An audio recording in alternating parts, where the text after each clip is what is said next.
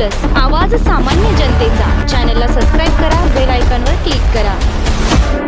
मिरजमध्ये सराईत गुंड एजाज शेख टोळीविरोधात महात्मा गांधी चौक पोलिसांनी मोठी कारवाई करत 5 जणांना अटक केली आहे. टोळी प्रमुख एजाज शेख हा सांगली आणि कोल्हापूर जिल्ह्यांतून 2 वर्षांसाठी हद्दपार असतानाही शहरात वावरत असल्याचे समोर आले.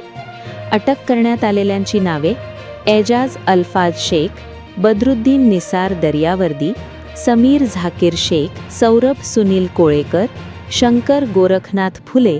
पोलिसांनी टोळीच्या ताब्यातील आलिशान कार आणि हत्यारे जप्त केली आहेत. एजाज शेख याच्यावर खून, खुनाचा प्रयत्न, मारामारी यांसारखे गंभीर गुन्हे दाखल असल्यामुळे त्याला हद्दपार करण्यात आले होते. मात्र तो आपल्या साथीदारांसह मिरज कुपवाड रस्त्यावरून जाणार असल्याची माहिती पोलिसांना मिळाली. त्यानुसार सहाय्यक पोलीस निरीक्षक संदीप शिंदे यांच्या पथकाने सापळा रचून कार अडवली आणि सर्वांना ताब्यात घेतले. कारमध्ये हत्यारे आढळल्याने टोळी कोणावर हल्ल्याच्या तयारीत होती का याचा तपास आता पोलीस करत आहेत. या कारवाईत पोलीस उपनिरीक्षक संभाजी गायकवाड, अभिजित धनगर, साक्षी पतंगे, नानासाहेब चंदनशिवे, विनोद चव्हाण, जावेद शेख, ओमोल तोडकर, मोसिन टिनमेकर, राजेंद्र हारगे आणि रामकृष्ण सुरवसे यांनी सहभाग घेतला.